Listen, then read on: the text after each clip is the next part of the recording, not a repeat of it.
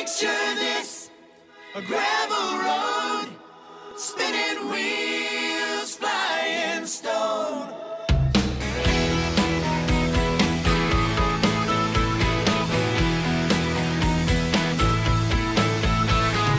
How we gonna make a move when every time I look at you, you turn away?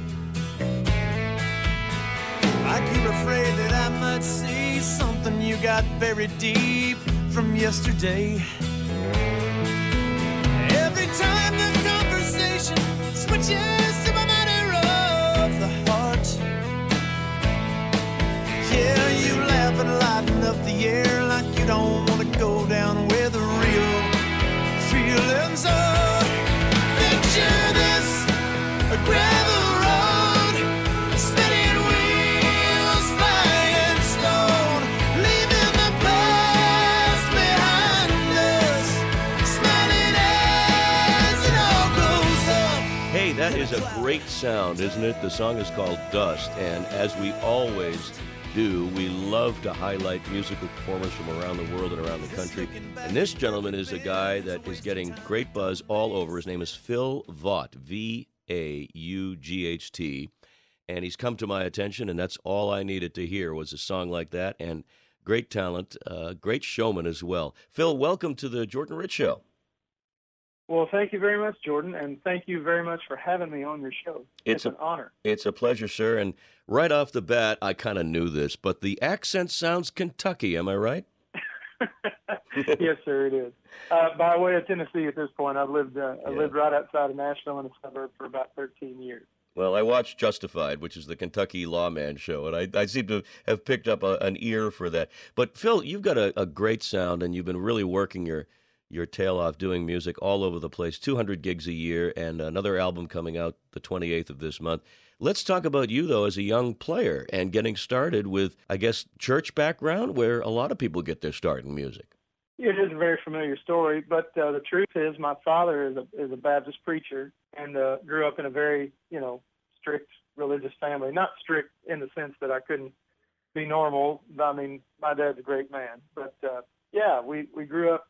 I'm the youngest of four, and everybody sang and everybody played something. And being the youngest, I sang the high parts. Yeah, well, I'll tell you, in looking at some of the YouTubes and some of the live concert footage, it seems to me, and I'm not the only one to say this, that you have a real enthusiasm and love for being on stage and making people happy. I mean, and that has to swell from childhood, I guess. It absolutely does. I think that's an energy that you can feel. And it's very real. I feel bad that other people that don't have that profession, they don't probably understand how big of a deal that is. But people come to the show and not always is it something that's life-changing or a huge event in their life, but, you can feel that energy back from people and you realize when you meet them and talk to them that sometimes certain songs connect with somebody that really can change their life. It's interesting, Phil. I've talked with so many in the music business, and one producer at some point told me the modern country artist has saved the music industry. And I didn't really press him on that, but I kind of get it as a fan of music you can understand, lyrics you can hear, and songs that have meaning and move. I think he's right. Do you agree? Somewhat, I do. If you want me to elaborate, I will. And if you want me to smile, I will. Well, okay. I think that the country industry has perfected the art of making music. There are great writers that write. There are great singers that sing. And there are great musicians that record. But what I feel like has been lost in the shuffle sometimes is the creativity that a band like the Beatles or somebody, or even the old country guys, Haggard and Cash and all those guys, sometimes they would show up at the studio and write the song and put it all together then. And now it seems like you come to the studio ready to go and you cut it so fast. It's so perfected now that it's hard to mess it up, but it's a good business model. So it's a formula that works. And I want to ask you then about your inner drive and creative spin here, because listen, you got to play within the rule book, but it's nice to be able to do your own thing. How does the Phil Vaught formula work when it comes to making it work in this business? Well, I kind of go against the grain, just to be bluntly honest with you. And I've tried to have the whole team around me think with that mindset, from management all the way down to the musicians on the stage with me. Not in a disrespectful way, but we try to push the envelope a little bit and think a little differently than your normal artist would today. Well, that's interesting because we're going to hear another couple of cuts here from Phil Vaught. Let me give your website, which is your name, PHIL for Phil, VAUGHT.com, philvaught.com. I was noticing that there's a certain element of there's always pathos, but there's also a certain element of fun and frivolity in the work that you do. And you do crowd work very, very well. Where does that come from? Does it also come from being in church and being up there playing the drums as a kid? I think maybe a touch of it does. I was kind of introverted, not necessarily terribly introverted, but I do fine in front of a large number of people, and I do fine one-on-one. I just don't like standing in the middle of 50 people grabbing at you. But other than that, no, I think it came from, such a musical family and seeing my dad, there's really not a lot of difference between a pastor and a guy that does what I do once you get past the message they're saying. Right. Obviously, I feel like a pastor would be more worthwhile than what I do, but it's the same difference working with a crowd and being in front of people and having to make sure your tie is straight or your boots are shiny. Well, you mentioned a few greats, Johnny Cash, Merle Haggard, and people like Hank Williams. These are the pioneers of the country sound. And you've studied them, I guess, and of them, what have you taken from them? What have you learned from the greats over the years? I hope that I've learned to just be individual and be honest and true to myself, no matter what or who in the business wants you to do whatever else they want you to do. A lot of people try to pull you in different directions for their own financial gain or whatever. But, I absorbed a lot from all those guys. I'll watch old interviews sometimes on YouTube and just try to see, what their mindset was and what they were thinking and realize that their pressures were just as heavy as what we have today. It's just different. Yeah, I'm a big Johnny Cash guy, particularly his later stuff towards the end of his career and his life. And man, you talk about connecting with an audience. I just think it's remarkable that he was able to do so in a very subtle way, in a very quiet way, as well as a loud way. And I'm also a fan of the Willie Nelson channel on satellite. I love listening to the old school guys who really told a great story. But you're telling great stories. Let's hear a little sample here of a song called Live Like Elvis. Give us a little background on that song, if you would, Phil. Well, great. It's funny you mentioned Johnny Cash. I was just watching a YouTube clip of Johnny talking about Elvis on Larry King. And he was talking about how great of an artist he was and that he wasn't on any kind of substances or anything. He was just a normal guy. I grew up listening to Elvis Presley. He was probably my first idol as far as a musician or a singer. And when I was 5 or 6 years old, I wanted to be Elvis. My brothers, my sister were all older than me. I can remember singing down from the second-story window trying to sound like him and asking them, waiting for their approval to see if I sounded like him. Of course, I didn't because I was 5 years old. But anyway, I grew up loving Elvis and Johnny Cash and all those guys. And this particular song I relate to just because of cars and motorcycles, which, the record is called Drive that's coming out, and it's actually coming out February 28th, so just a few days away. It's going to be on iTunes, and you can go to philvaught.com and have links to it. But I wanted to plug that real quick. Sorry. Absolutely, no problem. I was going to do that too. But yeah, Elvis was into driving and riding motorcycles and all that. Well, he certainly was, and the way you sing this song is absolutely thrilling and fun. So let's listen to a little bit of Phil Vaught here on the Jordan Rich Show. I want to live like Elvis, move to Memphis, start my own band. We could live at Graceland. I can't afford it yet, but that's okay. They probably wouldn't sell it to me anyway. I want to buy a pink Cadillac with the big fins on the back. I want a suit made of gold and mail. I want to play Vegas every day. That would be just like a heaven to me, and we could fly there on the Lisa Marie. You may think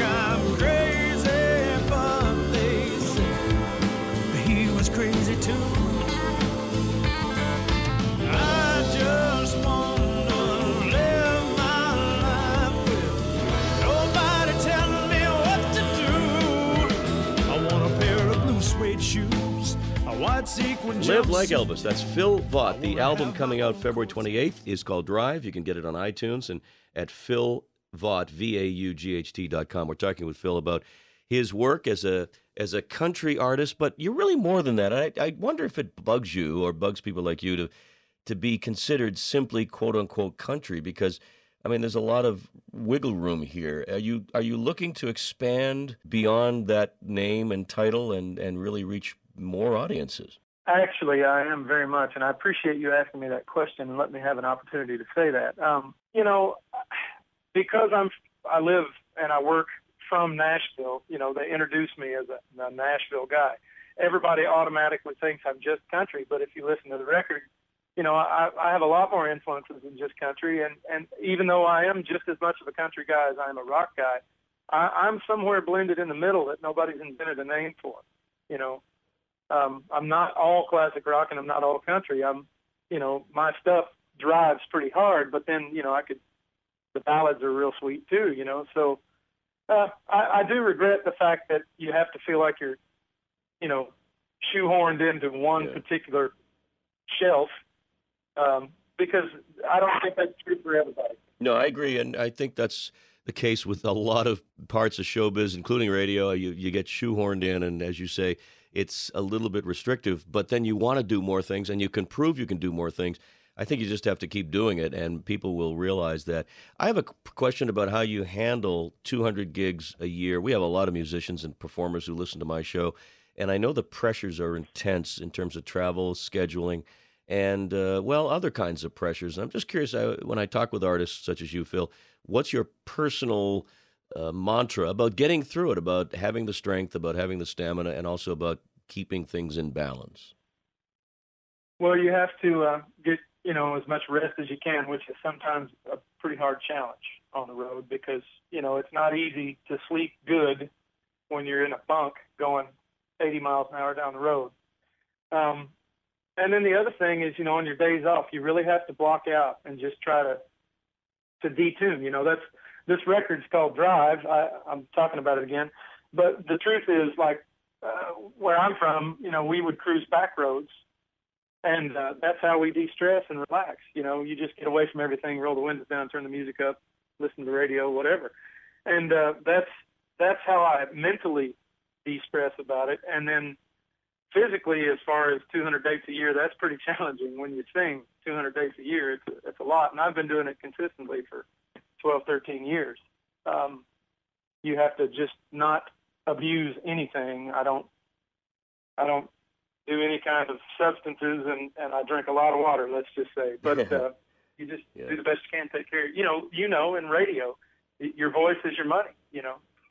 No, you're right, and I think having a personal, almost like having an inside your mind personal trainer telling you, listen, you got to slow down, you drink more water, you've got to make sure that you're not getting yourself run down is really the key. Because I've watched you, and your energy level is exceedingly high, and listen, people are paying good money to see performers do that consistently, so that's a very, very important thing. And what about writing and coming up with material? Where's the inspiration coming from a Phil Vaught? I guess you draw on all your life experiences, and, you know, you'll drive down the road and an idea will pop in your head, you know, and you'll make a mental note and find time to sit down and sketch it out. And in Nashville, then you take that idea and have a 10 a.m. appointment next Tuesday with some other writers that might have ideas too. Yeah, you're in a good place for that kind of creative force, aren't you? I love it here as far as the community, the musical community. I mean, you couldn't go to a grade school and hear, you know, a little choir sing that their parents aren't some heavy hitter in the business, and so all the kids are kind of groomed into exposing their talent at a younger age. It's just amazing. Well, I'm very happy to highlight you a little bit here on the show, and also to let people know that this is a guy who's you haven't heard anything from yet, as the old expression goes. You ain't seen nothing yet. His name is Phil Vaught. He came to my attention thanks to one of my good close contacts here, and this is an up-and-coming star. And the CD, it's called Drive, and I call it a CD. Is there an actual CD involved anymore in this day and age? Well, I actually basically demanded that we do that, and of course, you know, the label agreed. everything's digital these days, but what I like about a record is listening to it from start to finish. The songs are in there in a certain order. You know, we sketched that whole thing out purposely to be an experience, not just one cut. Yeah. And so, honestly, on iTunes, I want them to buy the whole record. I don't want them to buy just one because I want them to listen to the whole thing and see where we were coming from. And I wanted to press real CDs because the artwork, to me, when you were a little kid and you got that record, you know, whether it was a record or a cassette or whatever, it had the fold out where you could read all the little insight. And that's the beauty of it to me. I've got a shelf full of CDs, and I've found an old box full of cassettes. I'm not getting rid of any of that stuff. I enjoy it. You need to keep that, so that's good to know. Thank you. I still refer to them as records, even though they're mostly CDs these days. But I'm thrilled for you. It's called Drive, and February 28th is the drop date. iTunes, and of course Phil Vaught, VAUGHT.com. Hey, thanks for joining me, man. We're going to end with another one of your great songs, Crazy's All They've Got. But I really want to wish you the best. You're a really nice dude and a guy who's got great talent, and I'm glad we're able to highlight you here on the show. Well, Jordan, I appreciate it very much, and thank you for allowing me to come on your show. And it's great talking to you. What an easy guy to talk to. Well, when I'm talking to people who are equally, as they say, easy to talk to, it makes it very, very fine. Thank you so much, Phil Vaught. Let's listen to Crazy Is All They Got as we go to break. This is WBZ and WCCO. Every head turned around when he burst through the doors of the church. Differential grease on